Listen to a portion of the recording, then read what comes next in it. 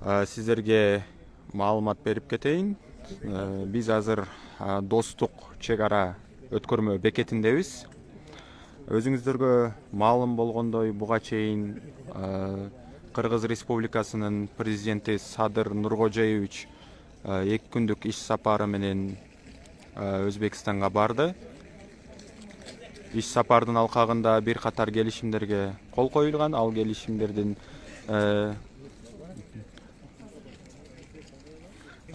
келишимдердин эң ириси бул Кыргыз-Өзбек соода сатыгын 2 миллиард долларга жеткирүү, ошондой эле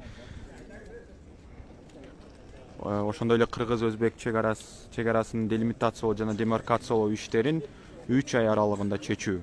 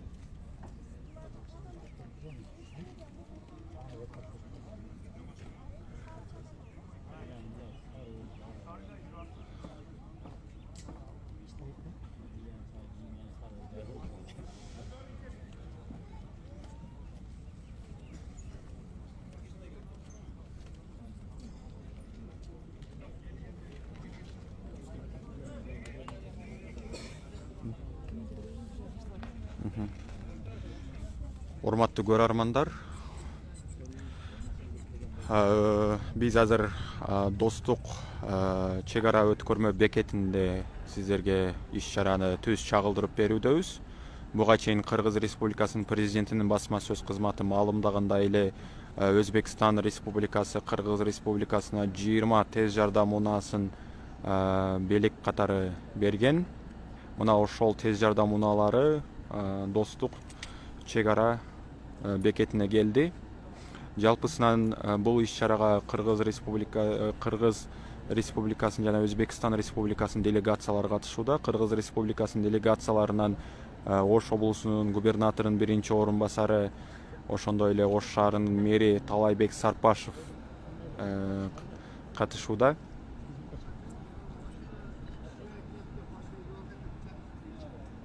Сиздерди кызыктырган баардык суроолорго азыр тиешелүү кызмат адамдарынан жооп алганы аракет кылабыз.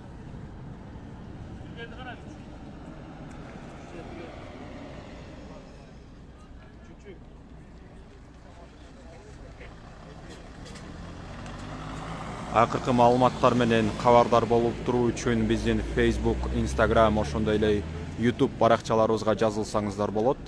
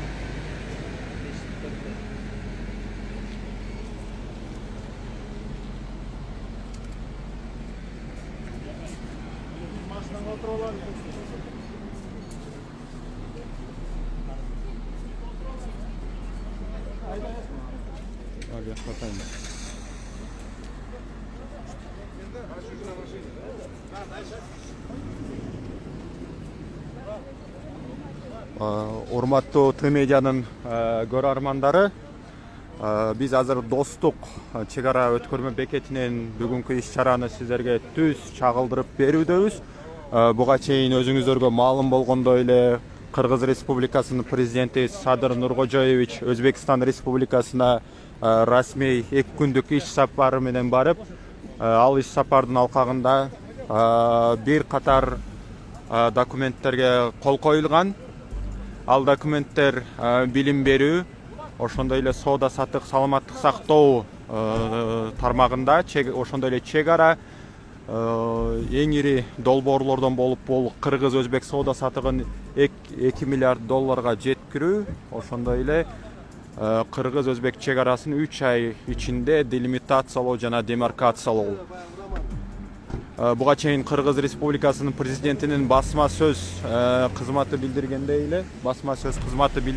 эле, Өзбекстан Республикасы Кыргыз Республикасына 20 тез жардам унаасын белек катары берген. Мына ошол тез жардам унаалары Достук чек ара бекетине алынып келинди. Жалпысынан иш чарага Кыргыз Республикасынын жана ошондой эле Өзбекстан Республикасынын делегациясы катышты. Кыргыз Республикасынын делегациясынан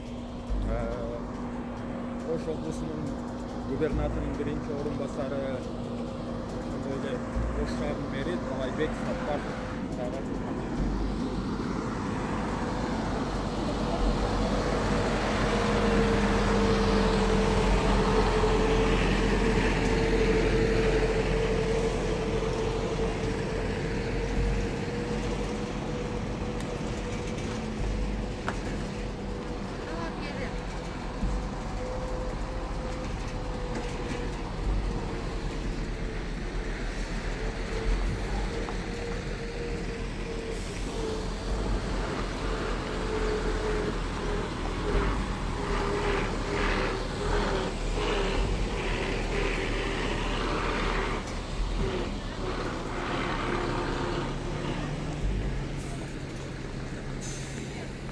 Урматтуу көрөрмандар, өзүңүздөргө маалым болгондой эле буга чейин Кыргыз Республикасынын президенти Садыр Нуркожоевич 2 күндүк иш сапары менен Өзбекстанга барып, бир катар келишимдерге кол коюлган.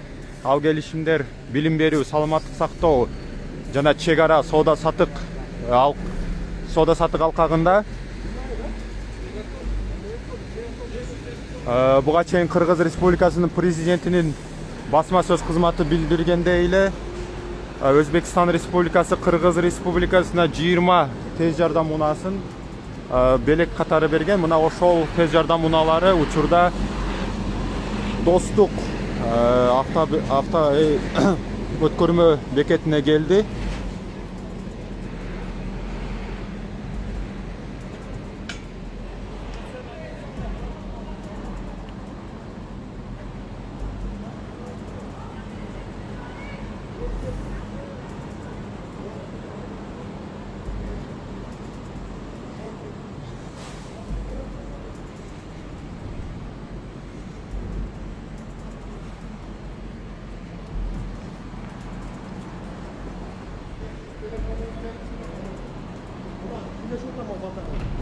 Ушунда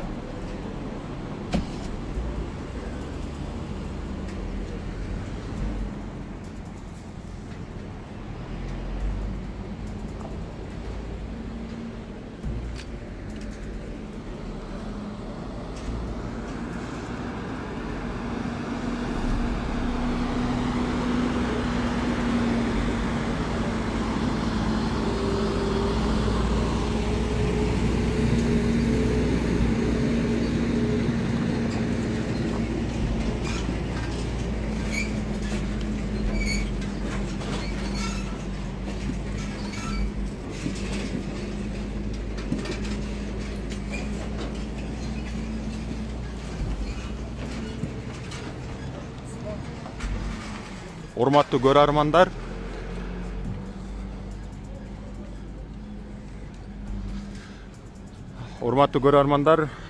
дагы бир жолу кутмандуу күнүңүздөр менен.